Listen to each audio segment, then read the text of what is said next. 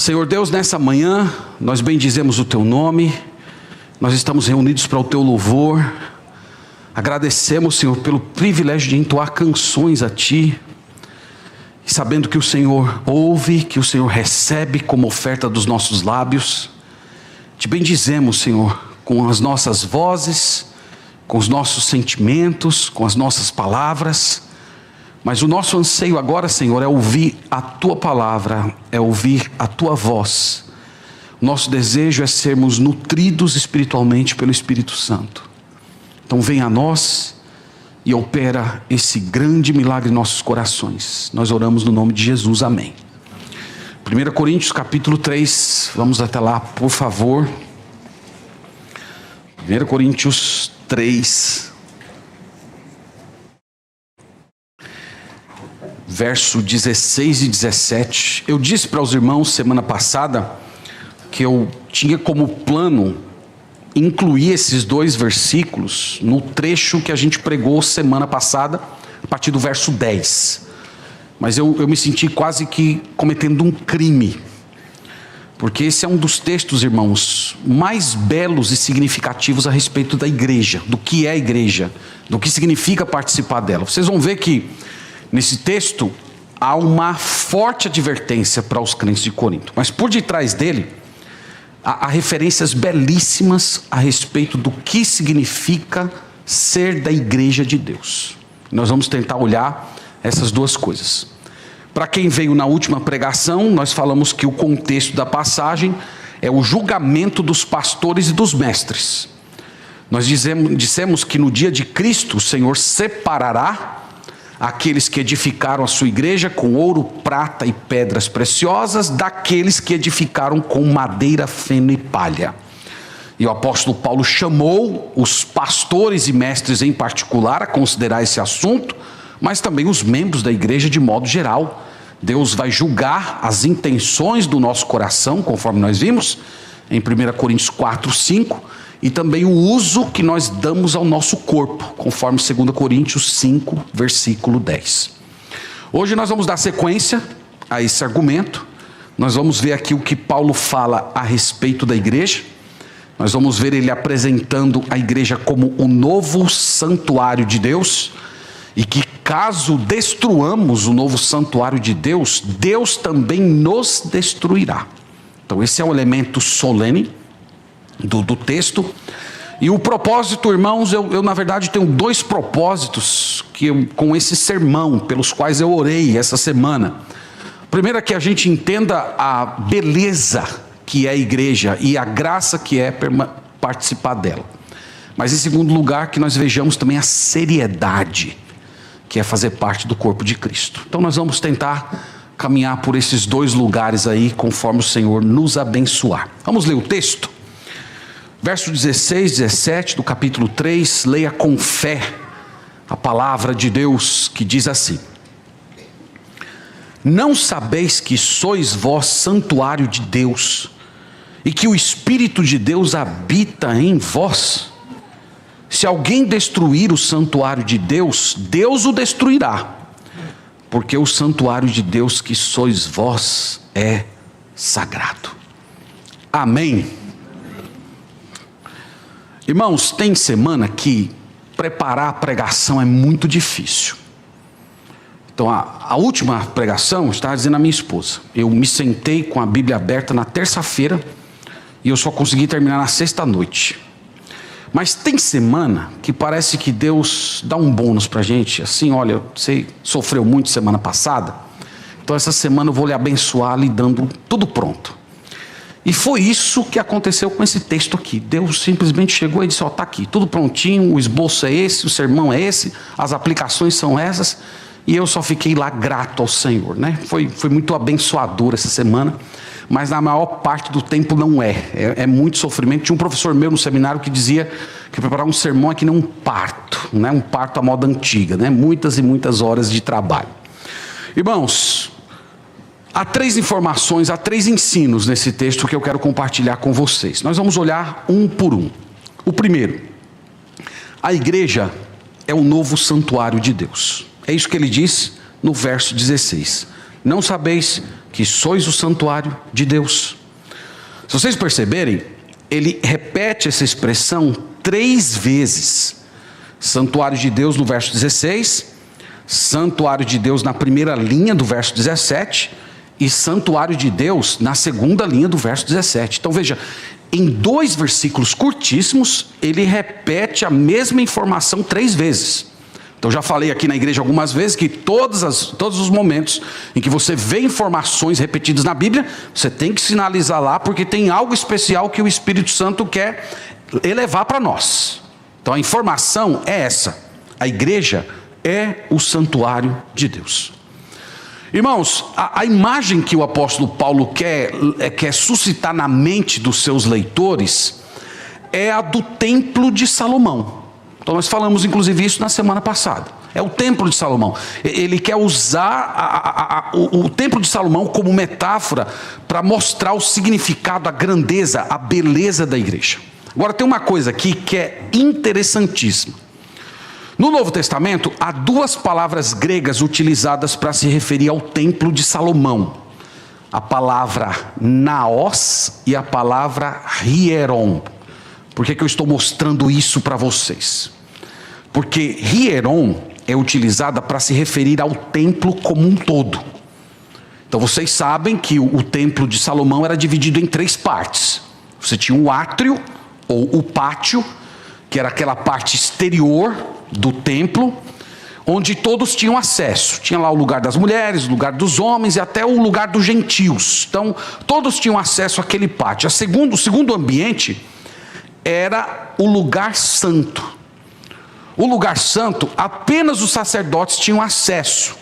O lugar santo era iluminado pelo candelabro. Vocês devem lembrar aquela peça maravilhosa com três velas de cada lado e uma central, como se tivesse sete luzes iluminando aquele ambiente. E o terceiro era o santuário, o lugar santíssimo, ou o santo dos santos. Naquele local, apenas o sumo sacerdote entrava uma vez por ano. E a luz que iluminava o santo dos santos era a presença de Deus. Então a palavra hieron é utilizada no Novo Testamento para se referir ao templo como um todo. Esses 3 ambientes que eu acabei de mencionar para os irmãos, né? O pátio, o lugar santo e o santo dos santos. Já o termo naos é empregado apenas para designar o santo dos santos, o santuário. E eu pergunto para vocês, qual foi a palavra que Paulo usou aqui? Naos ou hieron? Ele usou naos. Então, isso é uma coisa interessantíssima. O que ele está querendo dizer, irmãos, é assim: vocês são o santo dos santos de Deus. Vocês são o lugar santíssimo. Vocês são um lugar consagrado, sagrado, que não é qualquer pessoa que pode ali entrar. Ele continua o versículo dizendo que o Espírito de Deus habita entre vós. Então, vocês são casa do Espírito Santo. Irmãos, é importante mostrar aqui para vocês que nesse versículo não está sendo dito que o Espírito Santo habita em cada crente. Há outras passagens que dizem isso, mas não é o que está sendo afirmado aqui. O que ele está falando é que o Santíssimo Lugar é a reunião dos crentes para adorar o Senhor. Quando o povo de Deus se junta para oferecer culto, a glória de Deus está presente ali, e esse ambiente é tão santo, é tão consagrado diante de Deus, quanto o Santo dos Santos no Antigo Testamento o era. É o lugar da habitação de Deus, é o lugar onde o Espírito Santo de Deus age. Então, irmãos, essa imagem é uma imagem muito bela que o apóstolo Paulo quer suscitar na mente dos seus leitores. Vocês são o santuário de Deus. O ambiente de vocês, o ambiente de culto, é um ambiente consagrado. Lembre-se disso. Contudo, essa maravilhosa verdade de que a igreja é o santo dos santos de Deus, essa informação, irmãos, ela vem empacotada em uma embalagem de repreensão. Tá? E ainda tem um lacinho de frustração lá, está empacotada numa frustração, numa indignação do apóstolo Paulo. Veja que ele começa o verso 16 falando assim: não sabeis. Essa expressão ela é repetida em outras partes da epístola, inclusive é uma das expressões chave da epístola de Paulo aos Coríntios. O que está por detrás dessa pergunta, irmãos? Não sabeis. Aponta para alguém que ouviu, mas não aprendeu. Alguém que sabe, mas não experimenta. Alguém que conhece, mas não é afetado. Então lembre-se, ele está declarando algo profundo, algo belíssimo sobre o que é a igreja de Deus, mas ao mesmo tempo ele está fazendo isso, entregando para eles numa embalagem de frustração. O que acontece entre vocês é a coisa mais bela do mundo, mas vocês simplesmente não entendem o que está acontecendo. Lá na epístola de Tiago, ele compara o ouvinte negligente àquele sujeito que se olha no espelho, vê o rosto lá todo sujo, e depois sai e se esquece de que está com a cara toda lambuzada e anda pela rua como se estivesse com o melhor rosto do mundo. Então é uma passagem que chama atenção para a negligência do que nós somos em Cristo Jesus. E é mais ou menos, irmãos, o que o apóstolo Paulo está expressando aqui. Ele está expressando uma frustração. Eles não estavam vivendo de acordo com o que eles eram em Cristo. Então, por detrás dessa pergunta aqui, não sabeis, tem uma acusação do tipo assim: vocês esqueceram quem vocês são? Vocês esqueceram como é que Deus observa a reunião de vocês? Vocês já se esqueceram como é que o Pai Celestial observa o culto solene de vocês? Então essa pergunta é um apelo, irmãos. É um apelo para que eles reconhecessem quem eles eram. É um apelo para que eles reconhecessem a santa presença de Deus dominando cada ambiente do culto, e que o coração deles fosse fortemente afetado por essa verdade. Então é isso que ele está dizendo. Vocês esqueceram que a igreja é santa? Vocês esqueceram que aqui é a casa de Deus? Vocês pararam de perceber que o Espírito Santo de Deus está se movimentando ativamente entre vocês? Então, irmãos, esse é o primeiro ensino, e eu diria, é o ensino central da passagem. Vocês são o santuário de Deus. A igreja é o novo santuário. A igreja é o santo dos santos divino. É o lugar da habitação do Espírito Santo. Mas infelizmente, os coríntios não estavam levando essa verdade em consideração. Especialmente no momento do culto, nós vamos ver daqui a pouco. Segunda informação que nós depreendemos desse texto é que o novo santuário de Deus, que é a igreja, pode ser destruído. Não é isso que ele diz no verso 17? Olha a primeira linha do verso 17. Se alguém destruir o santuário de Deus. Então, o santuário de Deus pode ser destruído. Aqui, irmãos, novamente, vocês, para entenderem bem esse versículo com todos os seus desdobramentos, você tem que tentar manter em mente o que foi o templo de Salomão e como ele foi destruído. Então deixa-me fazer uma pergunta aqui para tentar provocar a reflexão de vocês nesse sentido. Quem foi que destruiu o templo de Salomão? Quem foi? Há duas respostas a essa pergunta, e as duas são verdadeiras, a depender do ambiente de onde você olha. A resposta mais óbvia, qual é? Quem foi que destruiu?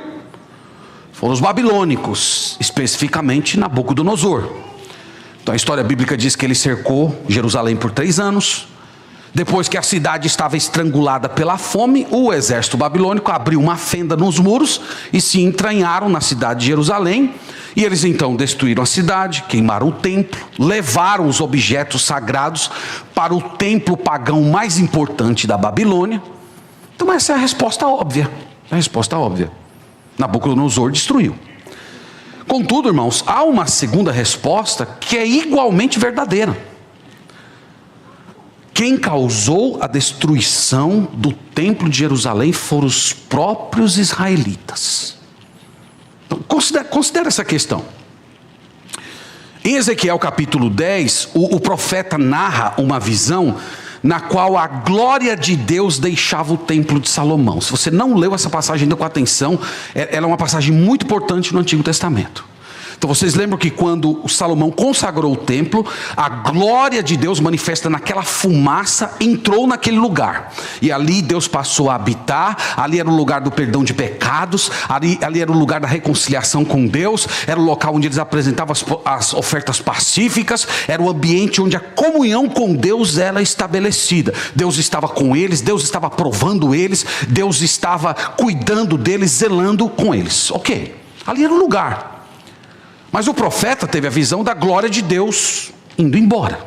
E a pergunta é, irmãos, por que a glória de Deus foi embora? Ora, por causa do pecado dos israelitas. A idolatria, a violência, a injustiça, a imoralidade, o descaso para com as coisas de Deus. E a partir do momento, irmãos, em que a presença santificadora de Deus deixou aquele lugar, o templo de Salomão se tornou mera casa religiosa. Os sacrifícios não expiavam mais o pecado. Os cultos realizados ali não mais aproximavam o povo de Deus, não era mais recebido pelo Senhor. Em outras palavras, o povo estava entregue a si mesmo. A proteção divina contra os inimigos se foi. A ação santificadora de Deus que reprimia os pecados de Israel simplesmente desapareceu. Então eles ficaram sós. É nesse sentido, irmãos, que eu estou dizendo para vocês que o povo de Israel destruiu o templo do Senhor com o próprio pecado deles. Eu gosto de pensar que quando Nabucodonosor invadiu o templo de Jerusalém e destruiu, ele não estava mais incendiando a casa que era habitada por Deus. Deus já tinha ido embora antes. Então, com esse pano de fundo em mente, considere essa frase do apóstolo Paulo aqui que nós acabamos de ler no verso 17. Se alguém destruir o santuário de Deus. É possível destruir o santuário de Deus.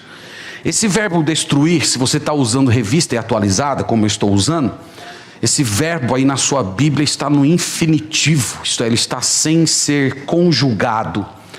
Mas na língua que o Novo Testamento foi escrito, esse verbo está naquilo que se chama presente contínuo. Então uma tradução apropriada aqui seria mais ou menos assim: se alguém está destruindo o santuário de Deus.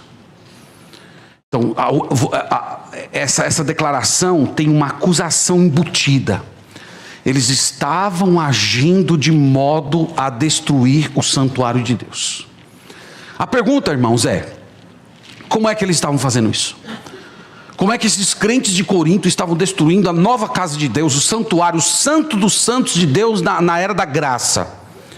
Eles estavam destruindo isso com a carnalidade deles. Nós vimos isso semana passada. Olha aí o versículo 4 do capítulo 3, ele diz: quando, pois, alguém diz, eu sou de Paulo e o outro, eu de Apolo, não é evidente que andais segundo os homens? No capítulo 3, versículo 2, ele diz: leite vos dei de beber, não vos dei alimento sólido, porque ainda não podeis suportá-lo, nem ainda agora podeis, porque ainda sois carnais. Aqui está o modo pelo qual eles estavam destruindo o santuário de Deus. Eles estavam destruindo com a carnalidade deles. Eles estavam destruindo, tentando colocar um outro fundamento, tirando Cristo do centro da igreja, colocando Paulo, colocando Pedro, colocando Apolo. Eles estavam fazendo isso estava implodindo o novo templo do Senhor. No capítulo 1, versículo 11, tem uma outra forma pela qual eles estavam destruindo o santuário de Deus. Diz lá: pois a vosso respeito, meus irmãos,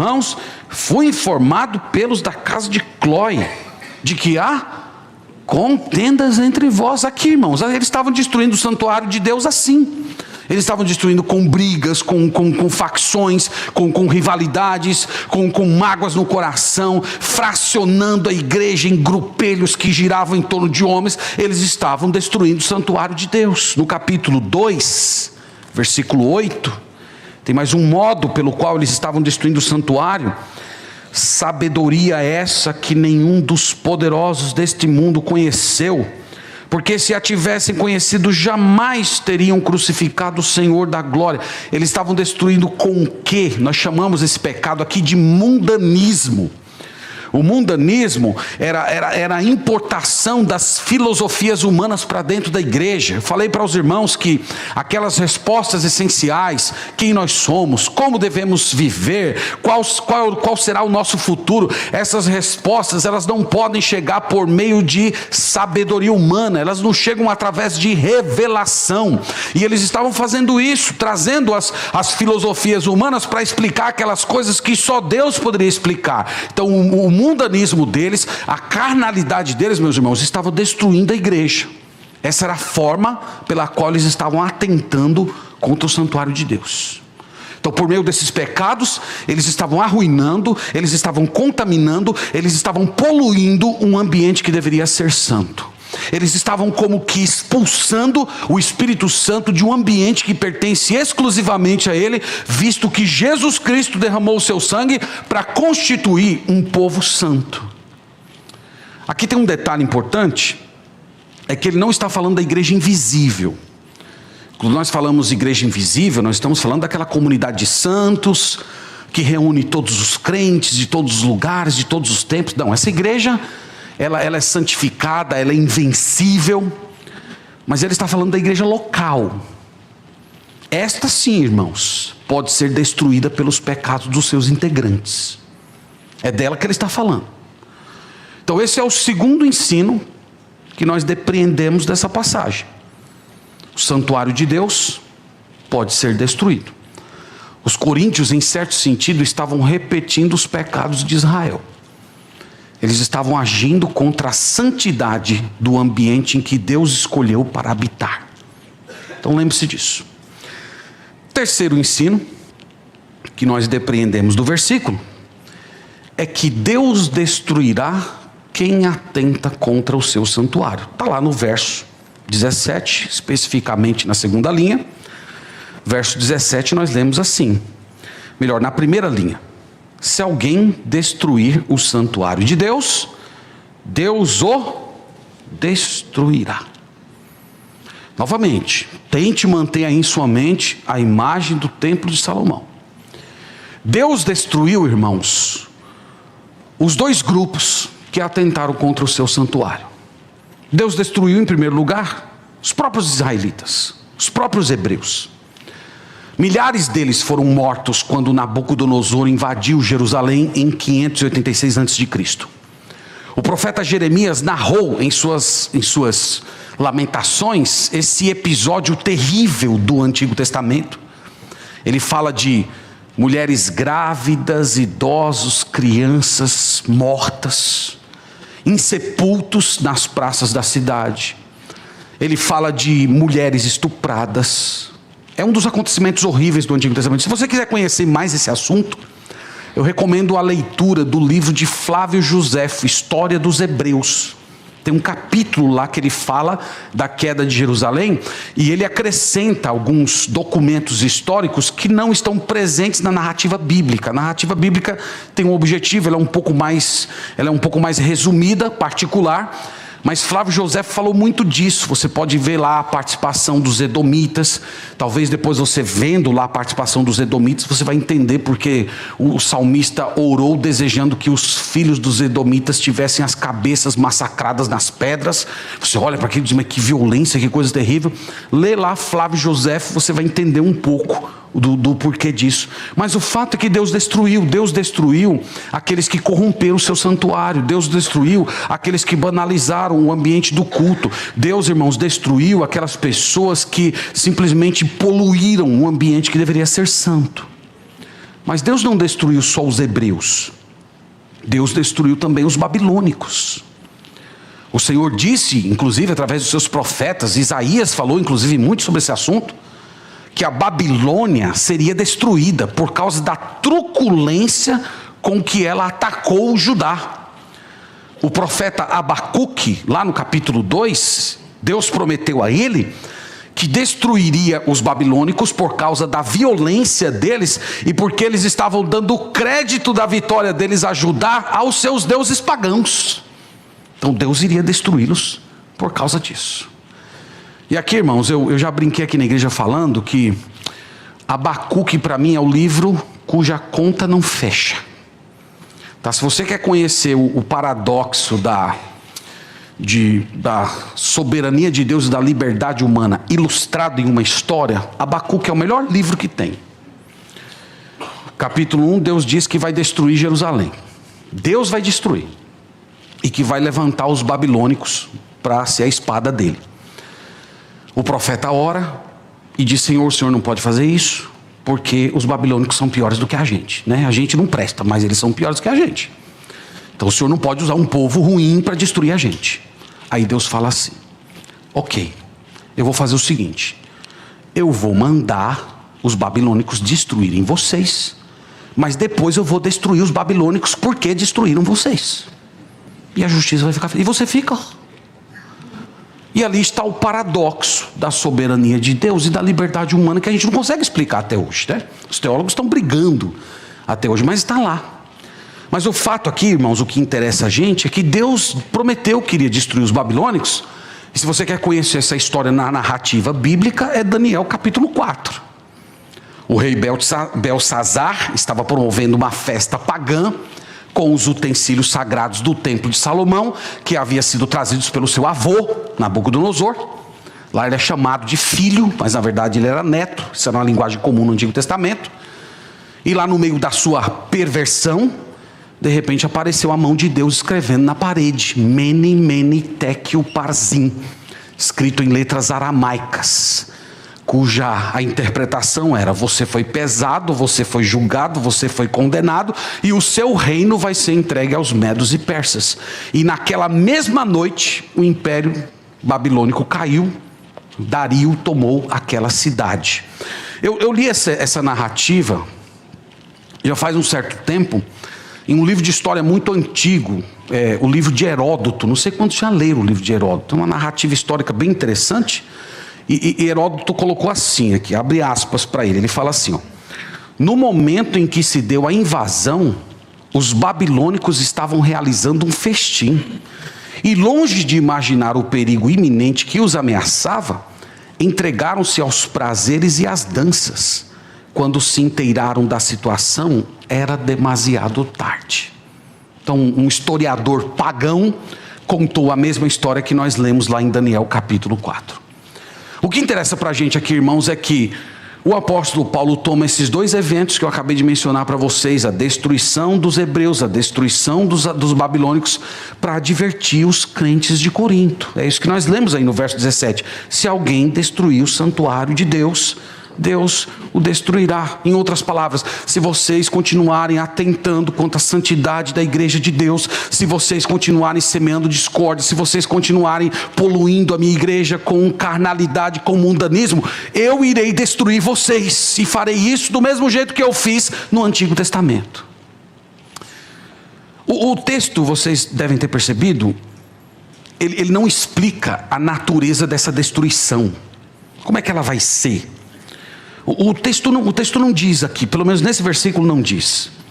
Nós sabemos que certamente não é a destruição eterna, não é o castigo eterno, não é ser mandado para o inferno. Primeiro, porque a salvação é pela graça de Deus, não é por nossas obras.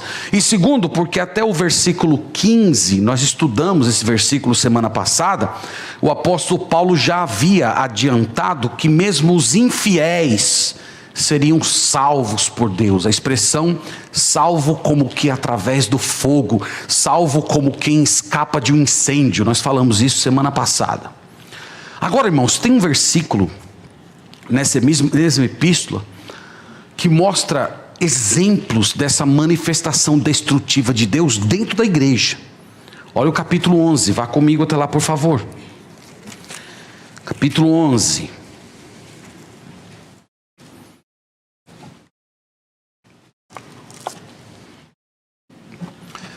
Capítulo 11, qual é o contexto do capítulo 11? Todos vocês sabem, é o contexto da celebração da ceia do Senhor. Eles estavam poluindo a ceia do Senhor. Eles estavam transformando a ceia do Senhor em um ritual mundano, pagão, semelhante aos rituais de um deus pagão chamado Dionísio, que tinha bebida em excesso, embriaguez, glutonaria e muitas vezes até orgias. Aí o texto diz, verso 28, ele diz assim: examine-se, pois, o homem a si mesmo, e assim coma do pão e beba do cálice. Às vezes os crentes hoje interpretam errado esse texto quando se trata da ceia do Senhor. Aí eu preciso me examinar. Eu fiquei com raiva do meu filho hoje cedo, não posso tomar ceia. Não posso tomar ceia. Eu tive uma discussão com o meu cônjuge, eu não posso tomar ceia. O examinar-se, irmãos, não tem a ver com isso. O examinar-se tem a ver com o próprio modo como os crentes tratavam a ceia do Senhor em si. Não é que eles estavam tendo maus relacionamentos em casa, mas era que eles tratavam a ceia do Senhor com grande desprezo. Eles se portavam diante da ceia do Senhor do mesmo jeito que os pagãos se portavam nas celebrações dos seus deuses. Então, nesse contexto que está o verso 29, veja: pois quem come e bebe sem discernir o corpo, come e bebe juízo para si. O que significa discernir o corpo aqui? Significa tratar com indiferença o Senhor Jesus. A morte de Jesus, a vida de Jesus, a ressurreição do Senhor Jesus, a presença de Jesus dentro da igreja. Então, desprezar essas coisas significa participar da ceia sem discernir o corpo. Então, ao invés deles serem abençoados por Deus naquele momento da ceia, na verdade eles estavam sendo amaldiçoados. Eles estavam sofrendo juízo divino. O verso 30 mostra a natureza desse juízo. Veja aí, ele diz assim: eis a razão porque há entre vós muitos fracos e doentes, e não poucos os que dormem. Então, como é que Deus estava punindo a igreja de Corinto? Doenças e morte. Dormir aqui significa morrer. Tá? Dormir aqui está sendo utilizado no mesmo sentido do capítulo 15, quando diz que Deus vai despertar aqueles que dormem. Então era assim que Deus estava tratando aquela igreja. Vocês estão desprezando meu filho, vocês estão tratando o rito santo da ceia de uma forma desprezível. Então Deus punia. Havia na igreja pessoas que estavam doentes, pessoas que estavam fracas, e haviam muitos outros que estavam morrendo. Aí no verso seguinte, ele diz assim, 31: porque se nós julgássemos a nós mesmos, não seríamos julgados, mas quando julgados, somos disciplinados pelo Senhor, para não sermos condenados com o mundo. É muito interessante esse versículo 32. Está falando assim: Deus está matando vocês hoje, para Ele não ter que matar vocês no dia do juízo final. Então, essa visitação de Deus, julgando os crentes da igreja com morte, era, no final das contas, irmãos, um gesto de misericórdia. Era uma manifestação da disciplina divina. Deus ainda está garantindo, na sua infinita bondade, a misericórdia e a salvação para essas pessoas que estavam simplesmente pervertendo a ceia do Senhor. Então vocês vão ser julgados agora, para não serem julgados no futuro, como as pessoas que não me conhecem ou serão.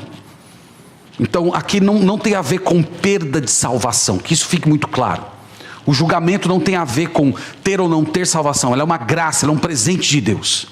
Mas tem a ver com o fato de se você está vivendo uma vida digna, à altura da santidade de Deus nesse mundo. Se você não estiver, Deus pode tirar a sua vida como sendo um gesto de misericórdia, para impedir que você caia em profundas depravações e quem sabe chegando até a apostasia.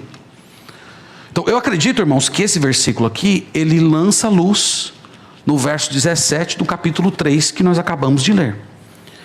Se alguém destruir o santuário de Deus, Deus o destruirá. Deus já estava fazendo isso. Deus já estava visitando os coríntios com doenças, fraquezas e até morte. Deus já estava fazendo isso. Então, do mesmo jeito que eles vinham comumente destruindo o santuário, Deus já vinha visitando eles assim. Então, quando você olha um texto como esse, que vem à sua mente: nossa, como Deus é duro. Porque Deus age de uma forma tão virulenta, ou até porque Deus aborda as pessoas assim, até com uma certa violência dentro da igreja. A resposta a essa pergunta está no final do verso 17. Porque o santuário de Deus, que sois vós, é sagrado. Quando o sumo sacerdote, irmãos, entrava no Santo dos Santos, vocês devem lembrar dessa imagem. Ele tinha lá a sua túnica especial e ele tinha uns sinetes, não tinham? E ele tinha uma corda que ficava amarrada na sua perna do lado de fora, não tinham? Então, enquanto ele estava se movimentando lá no Santo dos Santos e todo mundo estava ouvindo o barulho do sinete, tá tudo bem. Só que de repente, se alguém ouvisse uma pancada, como houvesse uma queda, silêncio absoluto, podia retirar o sacerdote puxando pela corda, porque ninguém podia entrar no Santo dos Santos. Ele havia profanado e Deus havia matado ele. Então, essa imagem que está sendo suscitada aqui. Por que Deus mata? Por que Deus visita com doenças? Ele diz, porque o santuário de Deus é sagrado. O santuário de Deus é santo. A igreja está em Cristo. Nós não somos mais de nós mesmos. Ela foi separada do mundo. A igreja de Deus é santa, sem ruga, sem mácula. E ela é santa e perfeita e sem mácula nenhuma, porque o ente que salvou ela é absolutamente santo. Aquele que derramou seu sangue para comprá-la é 3 vezes santo. Então é por isso que Deus vai punir. Ninguém, irmãos, pode sujar, poluir, perverter a igreja de Deus e achar que vai sair impune. Ninguém pode. Eu passei algum tempo dessa semana focado lá na figura do Belsazar, o último rei da Babilônia. Eu imaginei algo mais ou menos assim. Aqui é um pouco da minha imaginação, mas é construído mais ou menos em torno dos acontecimentos bíblicos. Então você imagina a Babilônia cercada pelos exércitos medo-persas, Dario, mas esse homem, Belsazar, transbordante de arrogância, tão confiado nos largos e intransponíveis muros da Babilônia, que ao ponto de dar uma festança na cidade. Você consegue imaginar isso? Alguém que dá uma festança na cidade, enquanto a cidade está cercada por exércitos poderosíssimos. Mas era a sua arrogância.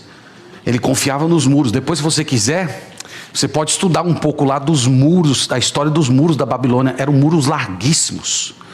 Carruagens poderiam andar por cima dos muros da Babilônia. Eram enormes. Então ele estava lá tão confiante nos seus deuses, nos seus muros, que ele resolveu dar uma festa na cidade. Aqui não tem clima de guerra, aqui é pão e circo, aqui é diversão, deixa eles lá do lado de fora, jamais eles vão entrar na nossa cidade.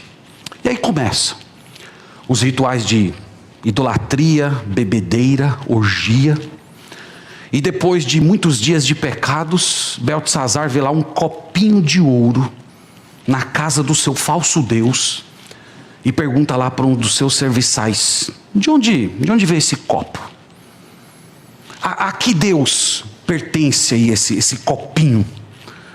E aí alguém responde: esse copo veio de Jerusalém. Ele pertence a um Deus chamado Yahvé, de um povo que foi conquistado pelo seu avô. E ele responde: que ótimo.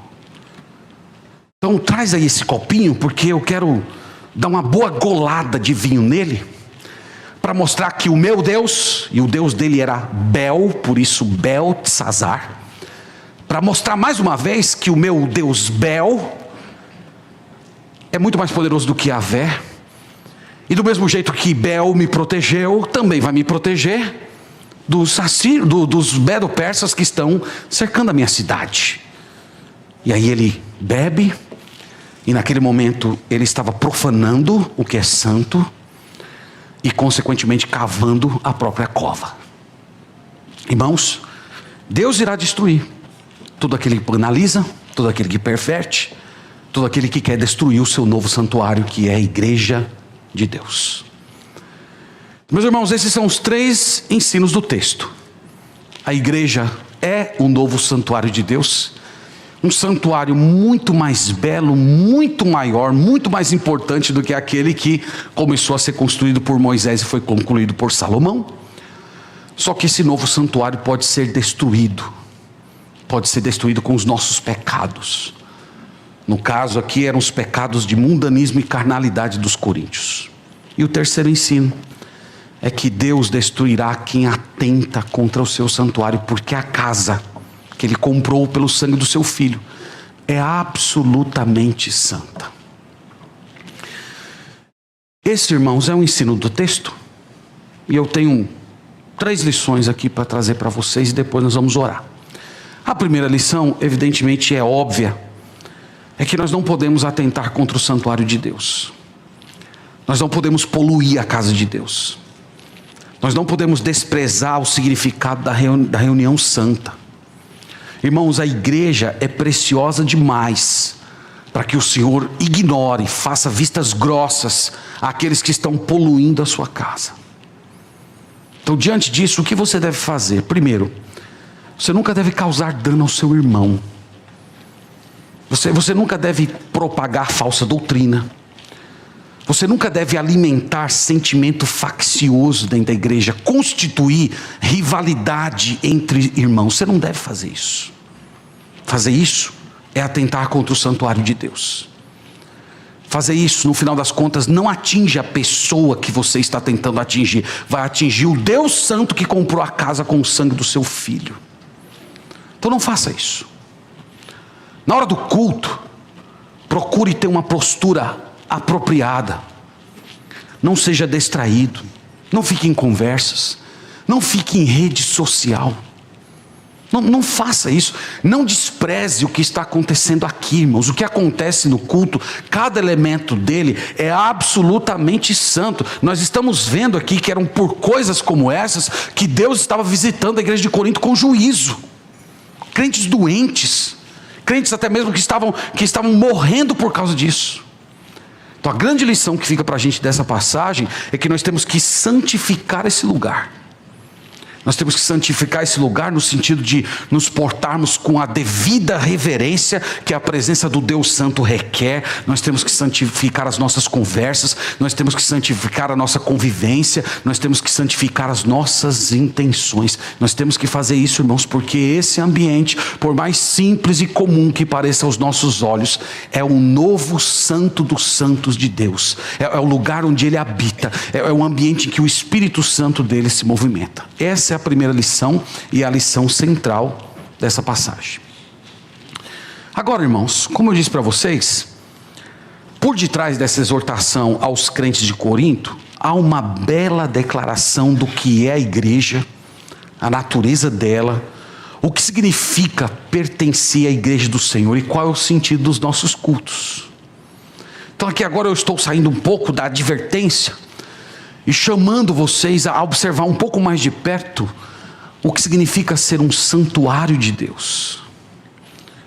Irmãos, quando a Bíblia diz que a igreja é o novo santuário de Deus, é para dizer que quando nós estamos nos reunindo em culto, o Espírito Santo de Deus verdadeiramente atua em nosso meio.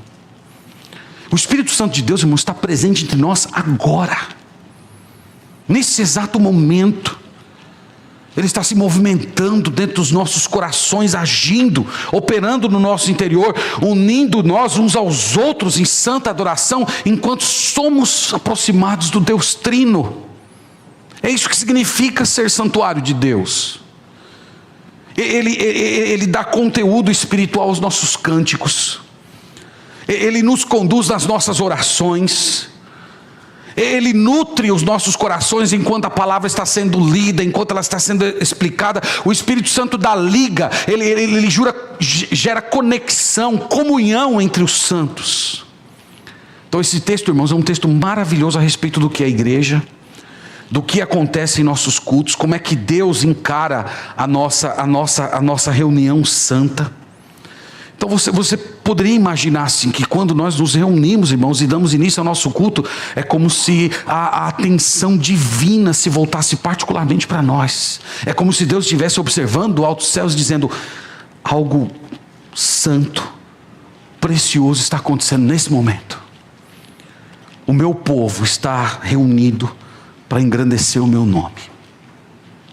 Então é isso que significa ser santuário de Deus. E é por isso, irmão, irmã, que você precisa vir à igreja, que você precisa participar dos cultos. É por isso que você não pode se acomodar a um culto por semana. Você não pode se acomodar a isso. Você deveria, tantas quantas vezes fosse possíveis, estar aqui. Sabe por quê? Porque o anseio daquele que é de Deus é estar no ambiente em que o Espírito Santo de Deus habita. Então por que eu quero ir à igreja? Porque eu quero estar onde o Espírito Santo de Deus está. Eu quero estar debaixo daquele ambiente que o Espírito Santo de Deus está agindo. Eu quero estar num ambiente em que Deus santifica com a sua própria presença. É verdade, irmãos, que o Espírito Santo habita o coração de cada crente, mas esse texto aqui está mostrando que quando nós estamos reunidos em corpo de Cristo como a igreja, é diferente. Há certos processos espirituais que ocorrem quando o corpo de Cristo está unido, que não podem ocorrer na sua vida individual, que não vão ocorrer na sua leitura bíblica, e nem você assistindo um sermão pela internet. Então aqui é o ambiente em que o Espírito Santo de Deus se movimenta para produzir certos efeitos maravilhosos. Aí você poderia dizer assim: mas pastor, eu não sinto isso. Isso não é para você sentir, isso é para você crer. A nutrição da sua alma ocorre mesmo quando você não sente. Hoje nós cantamos uma das músicas do meu coração, como é importante, meu Jesus, sentir que tu estás comigo. Não é bom sentir que Jesus está conosco? É bom. Agora, quando eu não sinto, significa que Jesus não está presente? Claro que Ele está presente. Ele está presente mesmo quando eu não sinto. Ele prometeu: eis que estou convosco todos os dias. Então é maravilhoso sim sentir a presença dele, mas quando nós não sentimos, Ele está presente. Quando você se sente alimentado, Ele está presente. E quando você não se sente alimentado, a nutrição da sua alma ainda continua acontecendo. Isso, irmãos, é o que a Bíblia chama de viver pela fé. Viver pela fé é isso. Eu não sinto, mas eu acredito. Ele está aqui, Ele está operando. Então, irmãos, eu quero terminar com essa pergunta do apóstolo Paulo. Não sabeis? Vocês não sabem que vocês são o santuário de Deus?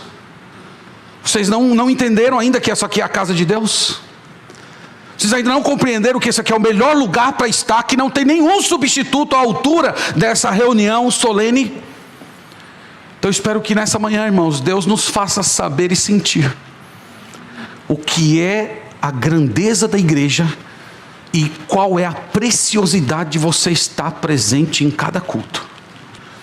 E para você que ainda não entregou sua vida a Jesus Cristo, esse texto tem um chamado para você tomar parte de ser um santuário de Deus. Você pode ser também uma pedrinha dessa construção. Você também pode fazer parte desse corpo santo. Você pode fazer parte do santo dos santos de Deus. Basta que você creia em Jesus. Basta que você se arrependa dos seus pecados. Basta que você acredite de toda a sua alma que Jesus Cristo morreu como um pagamento por si. E se você se entregar a Deus nesse ato de fé, você vai ser santificado pelo Senhor. Então creia em Jesus hoje. Se entregue a Ele. E receba o benefício maravilhoso de ser contado como parte do santuário de Deus. Irmãos, que o Senhor nos abençoe, que nós saibamos e sintamos que somos o novo santuário de Deus para a glória dEle. Amém? Vamos orar ao Senhor nesse momento. Obrigado, Senhor, por esta manhã. Obrigado por ler esse texto tão maravilhoso, tão profundo, tão instrutivo, mas tão solene, tão sério. Muito obrigado, Senhor, por Tua palavra, que nos instrui, que nos desafia, que nos estimula, que nos repreende. Eu oro de todo o coração pedindo, Senhor, que nós, pelo Teu Espírito Santo, saibamos e sintamos o que significa ser santuário de Deus. Ajude-nos a valorizar essa reunião solene e a usar todos os recursos que o Senhor nos deu para manter a santidade, a unidade, a ligação, a comunhão de todos nós com o Senhor. Pedimos isso para a tua glória, no nome do Senhor Jesus. Amém.